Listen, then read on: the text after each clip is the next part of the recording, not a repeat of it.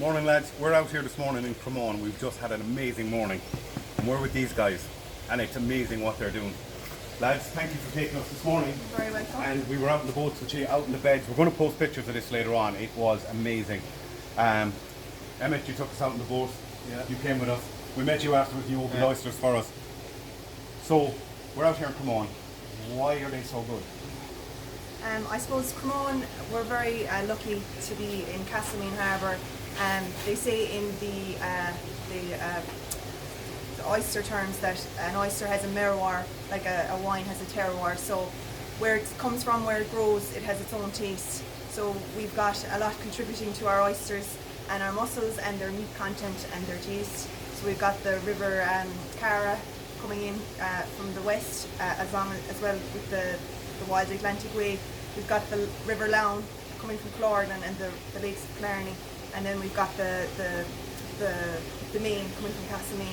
So it all adds to the three rivers into the one bay. And the Wild Atlantic coming in from the Wild west. Atlantic, which is bringing in all the that nutrients. nutrients and things that are good. Now we tasted some oysters. We've got some pictures of these.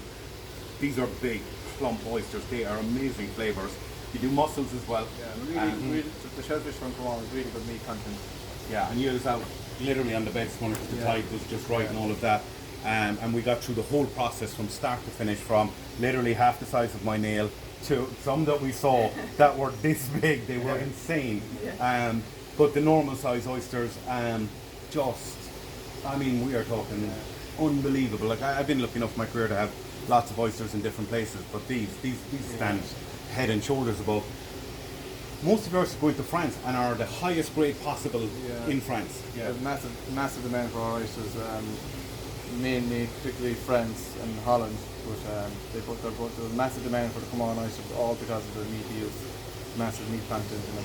Compared to other bays in Ireland, we're one of maybe only 3 or 4 bays in Ireland that can produce really good high special supreme oysters. Yeah, and all because of the meats, and we work them in to have a lovely teardrop shape, and that creates all really good meat. In the likes of France, they grade oysters like we would meat or something else, and here oysters are the top grade. Range, yeah. It's like the turkey here at Christmas, the massive demand just before Christmas to buy the best oysters from Ireland, to pack them, where they have really good oysters for Christmas. Yeah, and I mean, they were amazing, and we just a fantastic morning doing it, and it's been an education, and you're start to finish here from literally seed all the way through to ready to go bags, purification. You run all the purification elements of it, and you were going through with us earlier on. Like it's not a case of throw these in the water and away we go. That there's a whole high standards, high standard, and every element of it is done to perfection here. Even like that, when we went to France for the first time there a couple of years ago, we went to other oyster farms in France, and we were just looking on the pier, looking out, and there was just like the whole bay full of trestles, black with oysters. We were asking the guy that was showing us around over France, like, how are we selling oysters? And he goes, oh, you're selling your oysters here because of the meat yields. The meat yields aren't good here, and that's why there's so much demand for your oysters. So when we came home, we were very happy. Yeah. We're delighted. We appreciated our product. Yeah, I mean, really more when we came home, and we should looking after it better. We have, like, all around the coast, the shellfish we have in this country is the best in the world. But one of the things that took me back this morning that you said to me was the loss from start to finish. Of 40%. Of mortality. It's insane. It's different every year, but it's all down to the weather and the nature and everything. And it's a massively. It's not the same. You'll always get every single year. You'll have something different thrown at you. Every year. Every year, every day is not even the same. Like a couple of years ago, the seed was a lot harder to grow, but now the seed is getting easier to grow. But it's more at the marketable size that they're starting to die now. So everything it's affects trying to level it all out. Every year.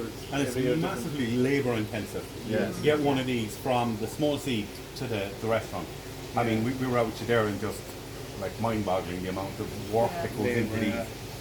It's a credit to what you're doing. Every day is different.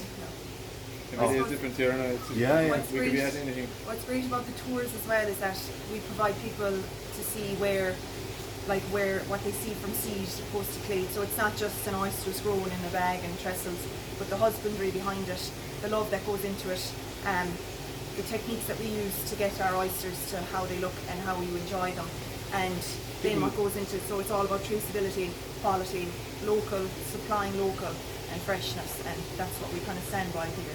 Yeah, I mean, we get them, you open outside on the sandbanks, you know, I mean, these are perfectly You good see without now- the purification. You see the amount of work that goes into them, Yeah. and you see the oyster was perfect. Absolutely fantastic altogether. And thank you for having us this morning. Thanks for coming out. So lads, we're And out here. Mussels are, we don't grow any rope. No grow rope mussels. Sorry, I meant to bring this up. You don't grow mussels at all. No. These are done. No, bottom culture mussels, yeah. In Castlemaine Harbour, all the mussels are grown on the bottom, on the seat, on the So seabed. naturally, like they would have in They the grow water. naturally on the You'd naturally seabed, spec for it, like. and all the fishermen then have their own little plots out on, and they can replant the mussels into their own plots.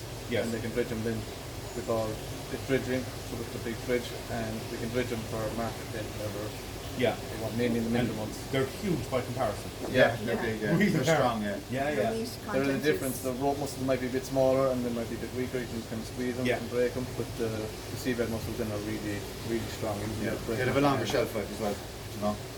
And Get more out of them. so plump again inside them. Yeah. Yeah. You know. Meat qualities. Now we're going to Longer have shelf life as well. both of these on the menu from later this coming week.